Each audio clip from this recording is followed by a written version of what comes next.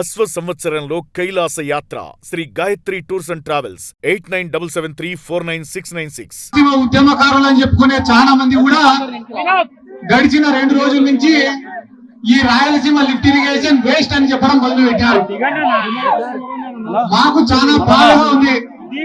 ఎందుకు బాధగా ఉందంటే వైఎస్ రాజశేఖర రెడ్డి గారితో పాటు మా తాత బైరెడ్డి శేషనారెడ్డి గారు ఇదే పోతిరెడ్డిపాడు విస్తీర్ణం పెంచాలని చెప్పి, పెంచితే తప్ప రాయలసీమ బాగుపడదని చెప్పి ఆ రోజు పాదయాత్ర చేసినారు. ఆ రోజు కథలన్నీ మర్చిపోయినారు. ఈ రోజు రాజకీయ స్వార్థం కోసం ఎవరైనా పోయి నీళ్ళు అడిగినారనుకో, అన్న మా నియోజకవర్గంలో ఏ రైతు కూడా నాయకుల దగ్గరికి పోయి నీళ్ళు అడపడు. పొరపాటు ఎవరైనా నీళ్ళు అడిగినారనుకో, టీఎంసీ అంటే ఏందో చెప్పంటారు, క్యూసెక్ అంటే ఏందో చెప్పుకుంటారు, హై లెవెల్ కెనాల్ అంటే ఏందో చెప్పుకుంటారు, లో లెవెల్ కెనాల్ అంటే ఏందో చెప్పుకుంటారు, రైట్ బ్రాంచ్ కెనాల్ ఏందో చెప్పుకుంటారు, లెఫ్ట్ బ్రాంచ్ కెనాల్ ఏదో చెప్పుకుంటారు. అవన్నీ చదువుకునే మేము కూడా ఏఈలమో టీఈలమో ఇరిగేషన్ ఆఫీసులోనో పనిచేసాము. ఈ అడిగేటోళ్లకు టీఎంసీ అంటే ఏమో తెలియదు మాకు, కానీ ఆయన ఏ పార్టీలో ఉంటాడో కూడా మాకు తెలియదు. 2 రోజులకు ఒకసారి మమ్మల్ని విమర్శించడం తప్ప ఏం తెలియదు. ఈ తెలుగుదేశం వాళ్ళు ఒక్క పని కూడా చేయరు. చంద్రబాబు నాయుడు గారికి తెలిసింది 2 పని చేయడం కాదు. ఒకటి శిలాఫలకం వేస్తాడు, పని ఎవరైనా చేస్తే వచ్చి శంకు మళ్ళా రిబ్బన్ కటింగ్ చేసి పోతాడు. మా నియోజకవర్గంలో అందరూ కూడా ఒక కథ చెప్పుకుంటా ఉంటారు. ఏమరా అంటే వేటగాడి కథ. ఒక వేటగాడు ఉన్నాడంట, భయంకరమైన భీకరమైన యుద్ధం చేసి అడవిలో పులిని చంపినాడంట. చంపిన తర్వాత పాపం వేటగాడికి కూడా బాగా దెబ్బలు తగిలినాయంట. ఆ దెబ్బలకు ఆ నొప్పులకు తట్టుకోలేక ఆ నుంచి వెళ్ళిపోతే తర్వాత చంద్రబాబు నాయుడు లాంటి వాడు వచ్చినాడు. ఆడికి వచ్చి ఆ పులిగుండే గోర్లు పళ్ళు అన్ని ఎత్తుకొని పోయి నేనే చంపినది నేను. అట్లా ఏ ఒక్క పని కూడా ఈ రాష్ట్రంలో వాళ్ళు చేయరు. ఎందుకంటే ఇక్కడ గొప్పగా వాళ్ళు ఏం చెప్పుకుంటారంటే ఇంకొకటి హెచ్ఎన్ఎస్ఎస్ పనుల గురించి చెప్పుకుంటారు. హెచ్ఎన్ఎస్ఎస్ పనులు ఎన్టీ రామారావు గారి ఆలోచన అయితే, అడ్మినిస్ట్రేటివ్ శాంక్షన్ ఇచ్చింది వాళ్ళైతే, దానిలో పూర్తి చేసిందంతా కూడా వైఎస్ రాజశేఖర రెడ్డి గారు అప్పుడు ఉన్నటువంటి కాంగ్రెస్ ప్రభుత్వం. అంతే తప్ప చంద్రబాబు నాయుడుకు దానికి ఎటువంటి సంబంధం కూడా లేదు.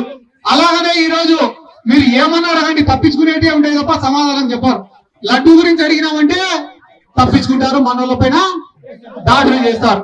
మా ఊర్లో పాపం అందరమే సార్ యూరియా కొరత ఉంది సార్ అంటే, వద్దురా మీకే మంచిది కాదు క్యాన్సర్ వస్తుంది అన్నారు. అంటే ఇంకా ఎవరు యూరియా గురించి అడగకూడదు. ఏం సార్ 18 ఏళ్ళు అంటే మహిళలకు అందరికి 1500 ఇస్తారంటే ఏం చేసుకుంటారమ్మా, నా దగ్గర ఉంటే భద్రంగా ఉంటాయి అవన్నీ అంటాడు. అంటే ఏ మాట మాట్లాడినా కూడా అబద్ధమే తప్ప ఇంకొకటి లేదు. పవన్ కళ్యాణ్ గారు ఒకరు ఉన్నారు, మీకు ఏ ఆపద వచ్చినా నాది పూచి నన్ను నమ్మి ఆ పక్క ఓటేయండి అని అడిగినారు. పాపం నమ్మి ఓటేస్తే 2 సంవత్సరాలు అయింది. ఈ రోజు వరకు మా నియోజకవర్గాల పక్కకు కూడా రాలన్నాం.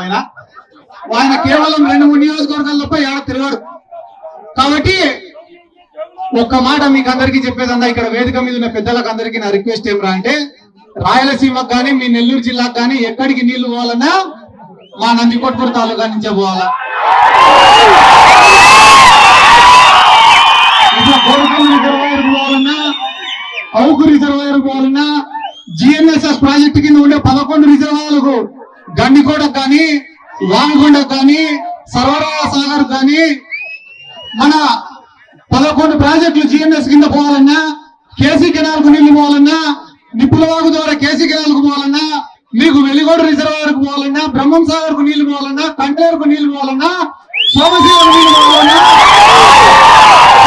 మెడ్రాస్ కు నీళ్లు పోవాలన్నా కూడా మన నందికొట్కూరు తాలూకా నుంచే పోవాలా. శ్రీశైలం ప్రాజెక్టు కోసం భూములు కోల్పోయింది మేము. ఈరోజుకి 98 జీవో కింద ఉద్యోగాలు రాలని చెప్పి 100 మంది రోడ్లు పట్టుకొని తిరుగుతా అంటే వాళ్ళ బాధలు చూడగా కన్నీళ్లు పెట్టుకుంటా అనేది మేము. ఇంతమందికి నీళ్లు ఇచ్చి, ఇన్ని భూములు ఇచ్చి, ఈ రోజు మా ప్రాంతంలో నిలబడే ప్రాజెక్టులు ఎందుకు పనికిరావంటే, మాట్లాడే వాళ్ళు మా నియోజకవర్గాలలోకి వస్తే చెప్పులతోటి చీపులతోటి. ఎందుకంటే ఎన్నో ప్రాజెక్టులకు లేవన్నా, పోతిరెడ్డిపాడు కావచ్చు, బనకచర్ల కావచ్చు, ఇట్లా పోతే హెచ్ఎన్ఎస్ఎస్ కావచ్చు, మలయాళ లిఫ్ట్ ఇరిగేషన్ కావచ్చు, ముచ్చుమారి ఎత్తిపోతల పథకం కావచ్చు, ఏ ప్రాజెక్ట్ వచ్చినా మేము భూములు కోల్పోతున్నాం, సర్వస్వం కోల్పోతున్నాం, ఈ ప్రాంతం విడిచిపెట్టి వలసలు పోతున్నాం. అందరూ మాట్లాడుకుంటున్నారు. ముఖ్యంగా మా ప్రాంతానికి వచ్చేది ఏముంది? ప్రతి సంవత్సరం ఒక రైతు అనేవాడు పంటేస్తే నష్టమే. ఇసుపెట్ ఆకులు ఆడేటువంటి కన్నా ఒక రోజు మంచి ముక్క పడుతుందేమో కానీ రైతుకు మాత్రం పండించిన పంటకు మంచి రేటు రావు. ఒరే మొక్కజొన్న కొనుగోలు కేంద్రం పెట్టండి, ఆ మూల నుంచి ఈ మూల వరకు మొక్కజొన్ననే వేసాం రా మేము అంటే మొక్కజొన్న కొనుగోలు కేంద్రం మాత్రం పెట్టారు. ఈరోజు కొత్త కందుల కొనుగోలు కేంద్రాలు పెడతారట. నేను నిన్ననే అందరిని అడిగిన, ఎందుకు పెట్టారా కందుల కొనుగోలు కేంద్రం అంటే, అన్న పంట లేదన్నా అందుకని పెట్టారు. కాబట్టి ఇంకా పెద్దలు చాలా మంది మాట్లాడింది. అన్న మీకు రిక్వెస్ట్ చేస్తున్నా, పెద్దిరెడ్డి రామచంద్రారెడ్డి కానీ సజ్జల రామకృష్ణ రెడ్డి గారు కానీ, ఈ ప్రాజెక్టులన్నీ పూర్తి అయిపోతే జగన్మోహన్ రెడ్డి గారు ముఖ్యమంత్రి అయిపోతారు. ఈ నందికొట్కూరు నియోజకవర్గంలో మాకు రైతాంగం వ్యవసాయం తప్ప వేరే ఆదాయ వనరులు ఏమి కూడా లేవు. ఈ ప్రాంతంలో 95% మంది బీసీలు ఎస్సీలే కాదన్నా, ఓసీలు కూడా 95% మంది పేదవాళ్ళే తప్ప డబ్బులున్న వాళ్ళు ఎవరు కూడా లేరు. ఎవరో ఇద్దరు ముగ్గురు తెల్ల సొక్కాలు వేసుకొని వచ్చినా వెనకన్ని బొక్కలే తప్ప ఏమీ లేవు. మేము ఇటువంటి మీటింగులు పెట్టాలనుకున్నా కూడా, పార్టీ కార్యక్రమాలు చేయాలనుకున్నా కూడా అందరికీ ఒక భారమైన ఒక 2-3% డబ్బులునే వాళ్ళు ఉన్నారు, కానీ వాళ్ళ అవతల పార్టీలు ఉన్నారన్నా. కాబట్టి వ్యవసాయం లాభసాటి కన్నా జరగాల, లేదా ఏమైనా పరిశ్రమలన్నా రావాలా, లేదా వ్యవసాయానికి సంబంధించిన పరిశ్రమలన్నా రావాలా, లేదా ఒక అగ్రికల్చర్ యూనివర్సిటీ రావాలా. మీలాంటి పెద్దలు పోయి జగన్ సార్ కు చెప్తేనే మా లాంటి వాళ్ళ కష్టాలు తీరుతాయన్నా. ఎందుకు నేను ఈ మాట మీకు చెప్తానా అంటే, ఇదే నియోజకవర్గంలో కేవలం ఇద్దరి దగ్గరనే డబ్బులు ఉన్నాయన్నా, వాళ్ళిద్దరు కూడా అవతల పక్కనే ఉన్నారు. వాళ్ళకేం లే, నేను ఏడైనా కనిపిస్తే నా మీద విమర్శలు చేయడం తప్ప వేరేదేం చేత కాదు. కాబట్టి నా సిన్సియర్ రిక్వెస్ట్ అన్నా, మీరే జగన్ సార్ దగ్గరికి తీసుకోవాలా. ఈ నందికొట్కూరు నియోజకవర్గం అంటే నిజంగానే చెప్తానన్నా, ఏవో 2-3 తప్పిదాల వల్ల ఓడిపోయడం తప్ప వైఎస్ఆర్ కాంగ్రెస్ పార్టీకి పంచుకోవడం.